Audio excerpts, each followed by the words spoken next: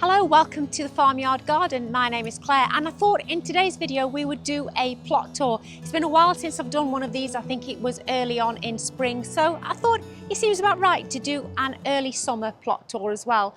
So we're starting down here on the lawned area of the vegetable garden where I have my fruit trees. This is their second full season here. They were planted in autumn of 2023. Nothing on the pear tree, nothing on the Victoria plum, but I do have some apples over here to show you. We didn't lose anything on the June drop, and obviously we are now in early July, but it's looking okay, potentially, for apples. Very exciting. And then we have this planter here, which is looking really colourful. Although I must say, I must have labelled these straw flowers wrong because they all should be the dwarf ones like these ones. And these are probably a little bit tall for the planter. But the fig tree is absolutely loving its home here. It's put on so much new growth here and there's more stems coming as well. So I'm really thrilled that that's finally got a home that it's happy with. Moving up onto the vegetable garden, the pumpkin archway is really starting to take off. These have only been out for a couple of weeks now, but the birdhouse gourd, look how high up on the archway it is already. Everything is just growing so well. I'm really excited. I've got the mashed potato squash growing here, both sides, and there's a couple of winter squashes growing off the back here, blue banana squash and the polar bear. The rhubarb, what can I say about the rhubarb? This one came from Danny at the Grow Up channel, and this was one that I bought myself, and I am just absolutely delighted to see how well they are doing. And then we have the asparagus bed here. I only picked this for a couple of weeks this year because I did only plant them last year, although they were 2-year-old crowns. But I mean, look at them, they are doing really, really well. And this bed here has the dwarf artichokes in and my ochre. I'm really pleased to have ochre growing here again this year because that foliage is absolutely gorgeous and there are a few flower buds coming on it now. Walking back through the archway, and there's just a few bits of colour on this side. The cosmos here is probably the healthiest cosmos I have on the plot. And then I have some more amaranth growing here. This one is ponytails, and I can't actually remember which variety this is, but it's absolutely gorgeous. It's so tactile. And more straw flowers on the end. Do you remember how good they were last year? Look at that. Definitely going to be saving more of these as dried flowers in the house. Moving up to these patio fruit trees that I have here. Now, the Golden Delicious apple tree here is doing really, really well. And again, this one also has apples on it. Even though I have thinned it quite a bit, there are some good apples on there. So hopefully we will get a harvest out of these. Haven't actually redone this bed here after the alliums are finished. I really need to get a summer bedding plant in there. Probably another dahlia actually. Conference pear didn't get any blossom on this year, but it has put some growth on, so I'm quite pleased with that. And then if we move along to the end, I have a gala apple tree here, and this one is doing really well as well. And I also have fruit on this one, so excited to be having our first season with fruit.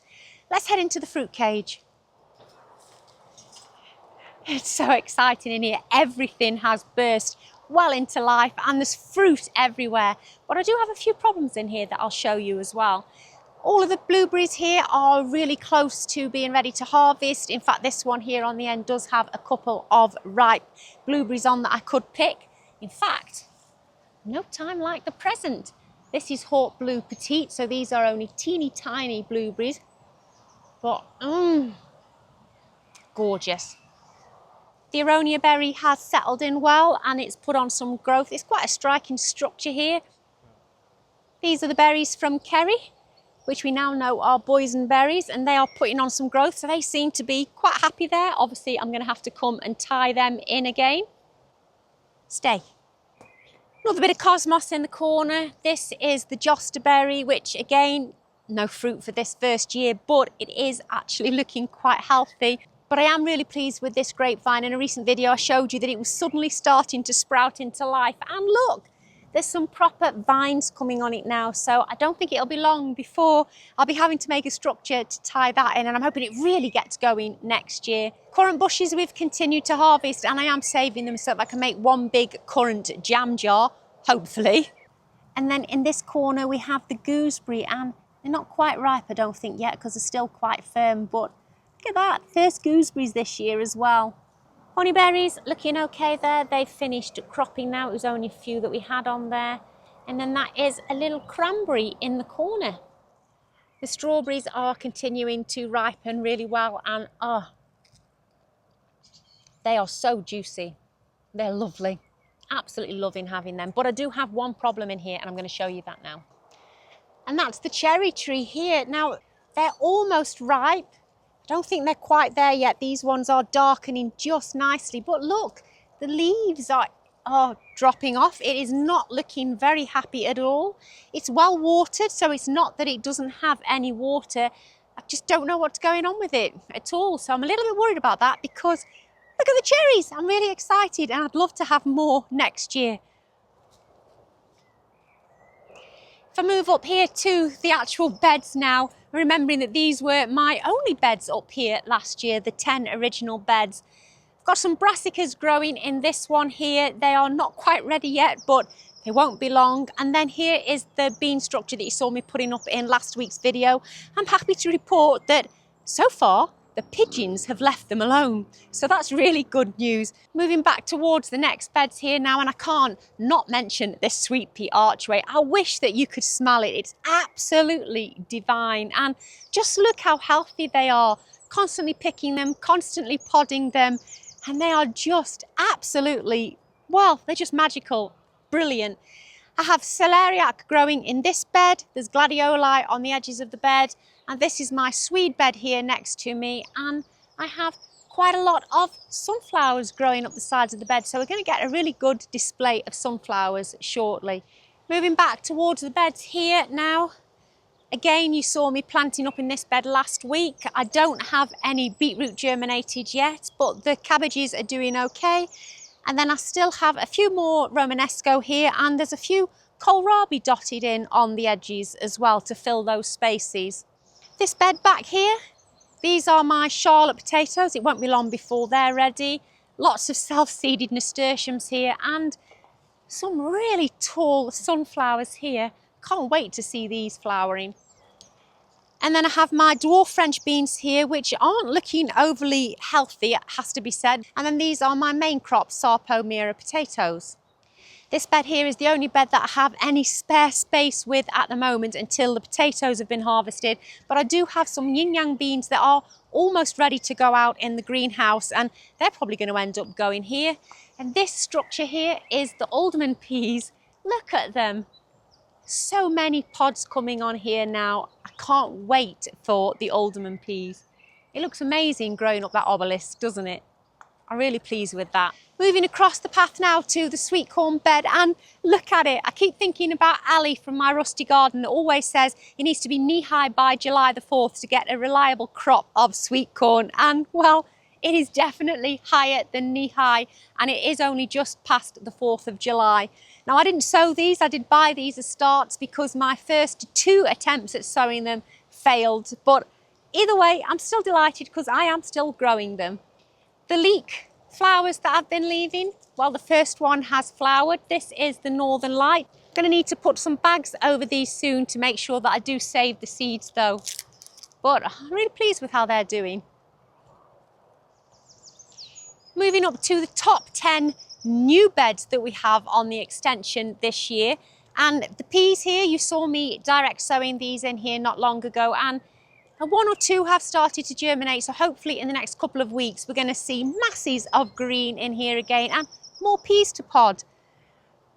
This bed here is the globe artichokes. Now these heads aren't very big, but this is the first year that they have flowered. So I don't know whether I'll be harvesting any from here this year or just letting them actually flower, because I know that the pollinators do love them.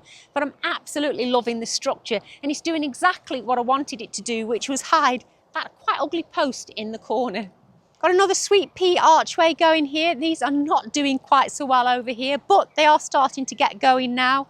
And in this little bed here, I planted out some more dwarf French beans, and this structure left behind from the crimson flowered broad beans so far seems to be doing the trick to keep the pigeons off those. And then this bed here, well, this bed seems to be something of a triumph. We had a lot of leaf miner last year, but I don't have any issue with that this year on the beetroot. These ones were transplanted out and these ones were direct sown in the bed, and they do seem to have kind of almost caught up now. So looks like there's going to be plenty of pickled beetroot for Duncan this year. Another batch of Charlotte new potatoes here. I'm hoping that these ones will be the first to harvest because these were sown at the beginning of April. A little bit of damage down this corner here because they have been suffering with some of the winds. And then this little patio tree that's still in its pot, it's waiting to go in the ground when the potatoes have been harvested. This is a patio quince tree. These are the leeks that you saw me planting a couple of weeks ago. They seem to all be standing up now, looking quite happy. And there's a few more cabbages almost ready to harvest in this bed. So in the next week or so, I think there'll be a bit more space freed up for more crops to go out. In this bed here, the summer squash have really started to take off now, and there's even a few teeny tiny courgettes on this one. This is a normal green courgette, this is the summer sun, and we have more pumpkins growing up this archway as well. And another obelisk of alderman peas. They were later sown, so that's why they're not quite as big as the ones on the big obelisk down there. And I'm really pleased with how these are doing so far. And again, if you look over here, this is where the tricky curry are, and they are really happy now they've been planted out. More gladioli, another mashed potato squash, and the celery, which has exploded. It wasn't looking that big only a week or so ago. And this little bed here just has a few radishes growing in it, the radicchio and my little mulberry bush. Now, we did have a few mulberries off here, but I think the blackbirds had the rest of them. And then the dahlia bed here, this is probably one of my most favourite beds this year because, well, I mean, just look at it. It's going to be absolutely amazing in the next few months. And there's already some in flower. There's loads of buds on here. You saw me add a few more in here last week, but I just love it. And I can't wait to have cut flowers out of this bed shortly. This bed behind has the blue pepe nasturtiums in. Weirdly, the pigeons haven't touched them in this bed, but every other bed that I've had these blue pepe nasturtiums in, they've been stripped bare, none of them left. So it's nice to get some actually flowering in one of the beds on the plot. A few more dahlias growing here, and then the star of the show on the obelisk is the David Austin rose. This one is called Claire Austin and was bought for me as a present from my sister. She's definitely one of those more peony head type roses. She's absolutely gorgeous, and I've taken a few cuttings, and hopefully if they work, I'll get myself some more Claire Austin roses. And in fact, I'm going to be visiting David Austin themselves, based in Shropshire shortly, and have a good look around their gardens and hopefully bring home a new rose for a new archway that we're going to be putting in very, very shortly. Moving back to these beds here, pixie cabbages in this bed.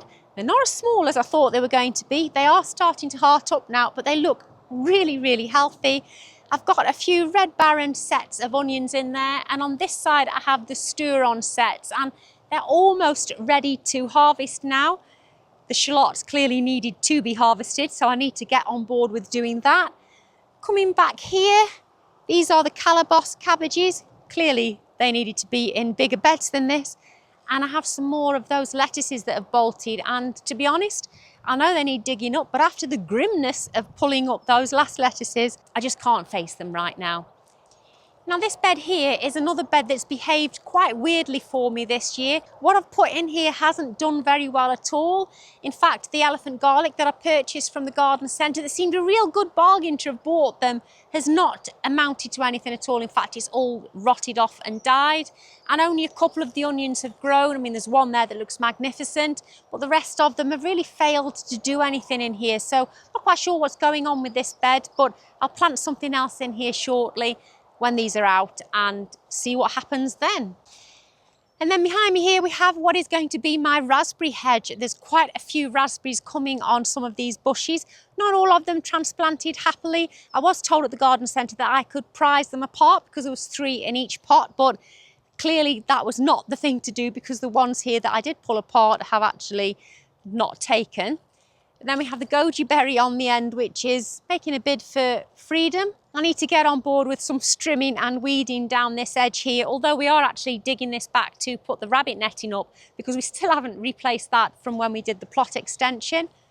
I've also rather cheekily added a few sunflowers on the edge of this bed. My poor sister dislikes sunflowers and they are going to face east, which is that way, which is going to be looking straight down there over my sister's plot. Sorry, Joe. Moving on to the carrot boxes now, and this one is looking absolutely amazing. And I think I might just see if there's any carrots going in here.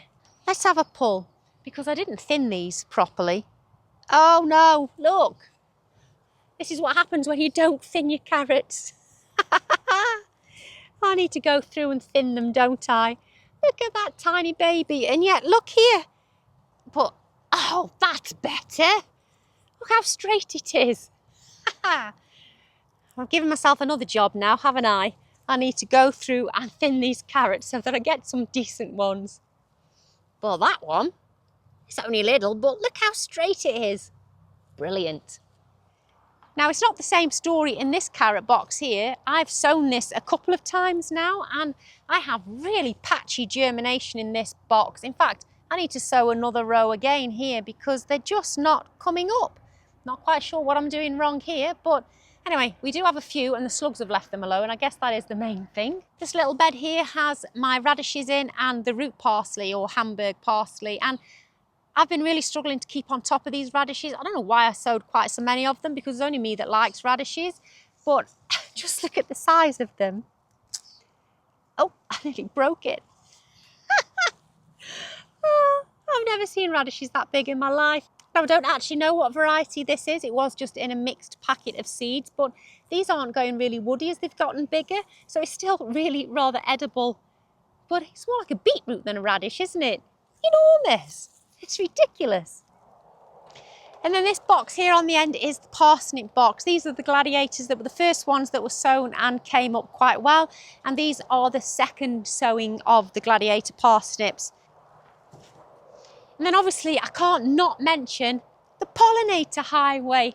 It is absolutely magical. I mean, look at it. It is just brilliant. I'm so pleased with how this is looking. And all of the trees are doing well now. They've put on quite a bit of new growth. But this is the really exciting thing on the pollinator highway. I have an apple on the purple haze tree. There was only 2 flowers on here when it was blossoming, and to get an apple out of it in its first season is magical. Survived the June drop, so fingers crossed it's going to remain there now until harvesting.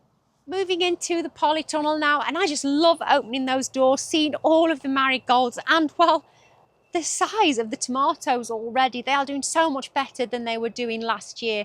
Overnight temperatures are really stable at the moment.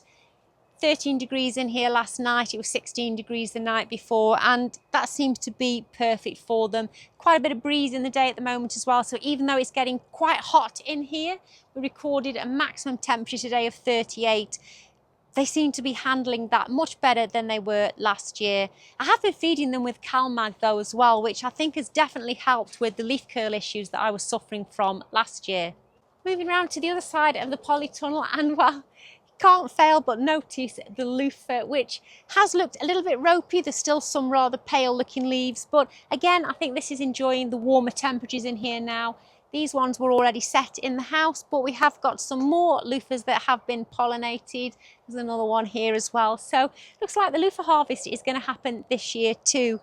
All of the melons here are doing really well. I've got some aravas.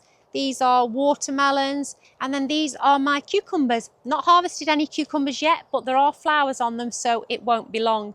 But the thing that I'm really worried about how big it's growing in the polytunnel is this. This is the spare birdhouse gourd that I had, because I'm not sure whether they'll pollinate outside, because obviously I don't know about the temperatures we're going to get over summer. I thought that I would put one in here as well. And well, it's already reached the top of the polytunnel, so I'm not quite sure what kind of jungle we're going to have growing over here. And then here, right at the end of the polytunnel, are my sweet potatoes. And well, I mean, look at them. They are loving life in here. Coming back outside of the polytunnel, these flower beds do need a little bit of attention. Obviously, all of the alliums are over, and I forgot to plant any more straw flowers outside here this year. So there's not going to be a lot left in here shortly, so I will probably put something else in or go and get something to put in here. But I just want to show you down the side of the polytunnel, because I don't think I've shown you this bed down here for a while. And I have some antirrhinums growing here, some more foxgloves for next year. There are straw flowers here as well, more antirrhinums. These foxgloves were magical not long ago. And then moving right along to the end here, I have some creme brulee phlox, and this is absolutely beautiful. But I'm not using this to grow any vegetables this year or salad crops, which is what I used it for last year. I'm just using it for a little bit of floral interest, and absolutely love walking down here. I think it looks really, really pretty. So I'm pleased that I made that decision this year. Coming back down across the lawned area, I haven't actually shown you the trees that are growing here. Need to do a lot of trimming down this side, but this flower bed, all of the spare zinnias that are growing here are looking really good, and the Katie apple tree and the family apple tree have settled in okay, I think. Just as I say, they've settled in well. The wind has started blowing at us. Hopefully they'll be okay. Much like these pumpkins here in the compost bin, they haven't really done a lot yet, but I'm hoping that they're just establishing themselves and they'll romp away very, very shortly. Let's go and have a look on the garden. Now this bed here out on the main gardens is the bed that had the potatoes growing in grass mulch last year, and I said all along this year that I was just going to plant it up with flowers, a bit like a wildflower border, and for all I really put in here were the cornflowers. I've got two varieties here. I've got the traditional blue cornflowers that I've labelled Grandad's cornflowers because the seeds came from Sarah at Sundays in the Garden, and have also planted the black ball cornflower, and I cannot wait for them all to be out because it is absolutely magical. These blue cornflowers, I don't know if the colour comes across as vivid on camera as it is in real life, but they are so striking, and they look even more striking in contrast to the calendula that's growing next to them. Now I haven't sown that, as always, that is self-seeded calendula from last year. Couple of cardoons growing at the back and some majestic lupines over on the far end too. But this bed, I'm really thrilled with it. It just makes me smile. And I have my sunflower fence again this year. Now they're not as tall yet as they were last year. And this one here has already started flowering. This one is a black magic, but I'm hoping that they will provide us with a really good show. Let's go and have a look at inside the greenhouses. Now there isn't a lot growing in this greenhouse, but the apricot tree and the peach tree are looking absolutely magnificent. There's a few chilies growing in here, and there's one more tomato. This one is the Costoluto Fiorentino, and I also have a Cape gooseberry growing. And as you can see, we have plenty of Cape gooseberries growing here, so it won't be long before we'll be harvesting these. Moving into the other greenhouse, and well, actually this needs a bit of a water. I'm a bit ashamed of how things look in here. On this little shelf here we have some curly kale, some spring onions, little gem, red salad bowl, and some rocket. They all need pricking out. And then behind me here, these are the yin yang beans that I was talking about earlier. They are not quite ready to be planted out yet. Need to do some more harvesting on the Aztec yellow, and this is really droopy today. It's quite hot in the greenhouse, but they are being watered daily. This is the house tomato, again really dried out during the day. And behind there we have my next succession of petit pois. These are Waver X. And I have a few bedding plants here that are still waiting to get out. I want to show you what's growing in the mini polytunnel because I'm really pleased with how the peppers are looking. Now, although they weren't looking the best earlier on in the season, they are starting to put up quite a lot of new growth now. So I'm hoping that we're going to get a second flush of flowers and some really good crops coming through. But they are starting to set fruit. I mean, you can see here there's lots of nice colour showing. Although this here should be a Black Knight. So I'm guessing that that cross-pollinated with the Toro Rosso last year because that is actually saved seeds. But it's going to be quite a bit to harvest in here in the next few weeks. And hopefully there will be another crop coming through. Then we have our little brassica cage behind me, and everything is doing really well in here. The Brussels sprouts are absolutely loving life. They're so perfect. This fine mesh netting seems to have stopped even butterflies from being able to lay eggs because these leaves are actually touching the mesh, but so far, touch wood, we don't have any butterfly or caterpillar issues. I have harvested the first lot of broccoli from the front here, and we are just waiting for the side shoots to come through next. But I'm really pleased with how this has worked.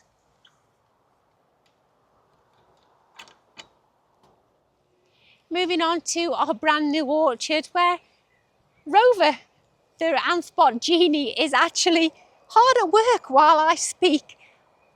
Gotta say, I'm delighted with how this has turned out. The trees seem to be settling in okay as much as they can. They're coping with the heat that we've had, lots of regular watering, but I just can't wait for a few years' time when these are maturing and starting to produce for us. It's just going to be magical. I'm so excited by them.